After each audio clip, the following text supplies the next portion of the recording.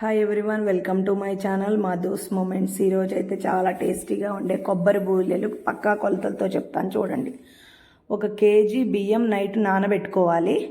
అవి మార్నింగ్ మర్రేపించుకొచ్చుకుంటే తడిపిండి అవుతుంది కదా, దానికి 1/2 కేజీ బెల్లం, కేజీ బియ్యానికి 1/2 కేజీ బెల్లం, 1 కొబ్బరికాయ, పచ్చి కొబ్బరికాయని కొట్టుకొని ఇట్లా తురుము చేసుకుని పెట్టుకోవాలి.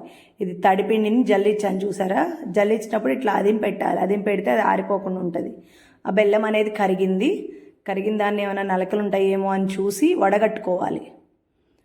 సో ఇట్లా జాలీలో వడగట్టుకుంటే మన నలకలు ఉంటే పోతాయి. మళ్ళీ సేమ్ అదే ప్యాన్లో పెట్టేసి మళ్ళీ పాకం వచ్చేలాగా కొంచెం ఒక 2 మినిట్స్ ఉడకరించి కొబ్బరి వేయాలి. కొబ్బరి వేసినాక పాకం చూసుకోవాలండి. దీనికల్లా కొంచెం దగ్గరికి ఇట్లా అతుకుతుంది అన్నప్పుడు ఉంటే సరిపోతుంది. బాగా ముదురొచ్చినా గట్టిగా ఉంటాయి. సో ఇట్లా జాలీలో బెల్లం వడగట్టుకుని నలకలు తీసేసుకున్నప్పుడు మళ్ళీ అదే దానిలో వేసేసుకుని కొబ్బరి వేస్తున్నాను చూసారా. కొబ్బరి వేసి బాగా ఉడకనియాలి. ఒక 10 మినిట్స్ అట్లా ఉడకనిస్తుండంటే దగ్గరికి వస్తుంది. పిండి పట్టదేమో అని డౌట్ పడొద్దు, పడుతుందండి. మనం కేజీ బియ్యం పోసినప్పుడు ఒక 4 గుప్పెళ్ళు పోసుకుంటే నయం. బియ్యం పిండి తక్కువైతే ఇబ్బంది, ఎక్కువైనా ఏమి ఇబ్బంది ఉండదు కదా. సో ఇట్లా కొబ్బరి వేస్తే ఇట్లా దగ్గరికి అయింది కదా చూసారా. కొంచెం ఇట్లా పట్టుకుంటే అతుకుతుంది అన్నప్పుడు దించేసుకుని ఈ తడిపిండి పోసుకుంటూ ఇట్లా కొంచెం మనం గట్టిగా ఉన్న దాంతో, లేకపోతే మజ్జిగ కవ్వంతోనో తెడ్డు లాంటిది ఉంటే అలానో ఇట్లా తిప్పుకుంటూ ఉండాలి. పిండి ఎంత పడుతుందో చూసి పట్టిన దాన్ని బట్టి కేజీకి 1/2 కేజీ బెల్లము, 1 కొబ్బరికాయ అయితే కరెక్ట్గా సరిపోతుంది. అది పాకం దించుకునేటప్పుడు 4 ఇలాచీలు దంచేసుకోవాలండి, కమ్మని స్మెల్ వస్తుంది. సో ఇట్లా పిండి పోసుకుంటూ కొంచెం ఇట్లా తిప్పుకుంటే, అదిగోండి కన్సిస్టెన్సీ చూపిస్తాను చూడండి. మనం చేతికి లైట్గా నూనె అద్దుకుని ఇట్లా ఉండకి వచ్చినట్టు మనం చేసుకోవడానికి వచ్చేలాగా ఉంటే సరిపోతుంది అనమాట. ఇలా కొంచెం పిండి పోసుకుని కలుపుకోవాలి. ఇదిగో ఈ కన్సిస్టెన్సీ వచ్చింది చూసారా, ఇలా వచ్చేదాకా కలుపుకోవాలి. కలుపుకొని సైడ్కి పెట్టుకుని మన కవర్స్ ఉంటాయి కదా, పాలిథిన్ కవర్స్, ఆ కవర్స్కి కొంచెం ఆయిల్ రాసి మనకి కావాల్సిన సైజులో, బూరెలు అనేవి చిన్న సైజులో ఉంటేనే బాగుంటాయి. అసలు అయితే పెద్ద ఇట్లా స్టవ్ వెలిగించి ప్యాన్ పెట్టుకో, ఆయిల్ డీప్ ఫ్రైకి సరిపడా ఆయిల్ వేసుకోవాలి. అరిసెలు అయితే పెద్దవి చేస్తాం కానీ ఇవి బూరెలు, కొబ్బరి బూరెలు అనే వరకు ఉబ్బుతాయి కదా, చిన్నవి చేసుకుంటేనే బాగుంటాయి. అది ఆ సైజు సరిపోతుంది అనమాట.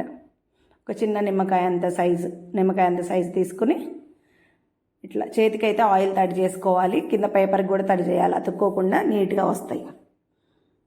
సో ఇలా ఒత్తుకుని చూసారా, ఈ సైజు చేసుకుంటే బాగా మంచిగా పొంగుతాయి, టేస్టీగా ఉంటాయి, లోపలంతా బాయిల్ అవుతుంది, చాలా బాగుంటాయి.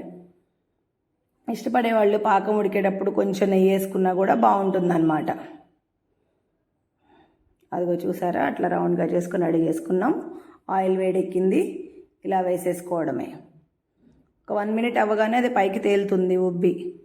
సో అప్పుడు 2 సార్లు అటు ఇటు తిప్పుకుని గోల్డెన్ కలర్లో వచ్చినప్పుడు తీసేసుకుంటే ఎమ్మి కొబ్బరి బూరెలు అయితే రెడీ అయిపోతాయండి. ఎక్కువ పని కూడా ఉండదు, ఒక్కళ్ళు కూడా ఈజీగా చేసుకునేలానే ఉంటుంది. ఇప్పుడు స్కూల్ స్టార్ట్ అయిపోతున్నాయి కాబట్టి పిల్లలకి లంచ్ బాక్సుల్లో అది బయట కొనుక్కొచ్చిన ఫుడ్లు పెట్టడం కన్నా మనం ఇంట్లో హైజీన్గా చేసుకుంటే బాగుంటాయి కదా. సో ఇలా సింపుల్గా చేసేసుకుంటే, చూసారా ఉబ్బింది, గోల్డెన్ కలర్లో ఎంత బాగా వచ్చిందో. అట్లా తీసేసుకుంటే ఎమ్మి కొబ్బరి బూరెలు అయితే రెడీ అయిపోతాయండి. ఇటువంటి పిండి వంటలు మీకు ఎటువంటి కావాలన్నా, డౌట్ ఉన్నా నాకు తప్పకుండా మెసేజ్ చేయండి, నేను అన్నీ చేసి చూపిస్తాను. Please like, share and my channel Madhu's moments. చూసారా, అట్లా మనం కొన్ని 4 చేసుకుని తీసుకుంటూ మెల్లగా వేసుకున్న ఒక్కళ్ళు కూడా ఈజీగా చేసేసుకునే ప్రాసెస్ అనమాట. నేనైతే ఇక్కడ మా మమ్మీ హెల్ప్ తీసుకుని నేను అమ్మ చేస్తున్నాము. మనం కొంచెం కలుపుకొని ఒక్కళ్ళ ఇంట్లో చేసుకోవచ్చు ఈజీగా. చూసారా, అట్లా గోల్డెన్ కలర్లో రాగానే మంచిగా ఉబ్బుతాయి, టేస్టీగా ఉంటాయి. నలగవు, గట్టిగా ఉంటాయి అని అది కూడా ఉండదు. పళ్ళు లేని వాళ్ళు కూడా మెత్తగా ఈజీగా తినేసేయచ్చు అనమాట. అదిగోండి ఎమ్మి కొబ్బరి బూరెలు అయితే రెడీ అయిపోయినాయి. ఇటువంటి పిండి వంటలు ఏం కావాలన్నా please like, share and my channel Madhu's moments. Thank you.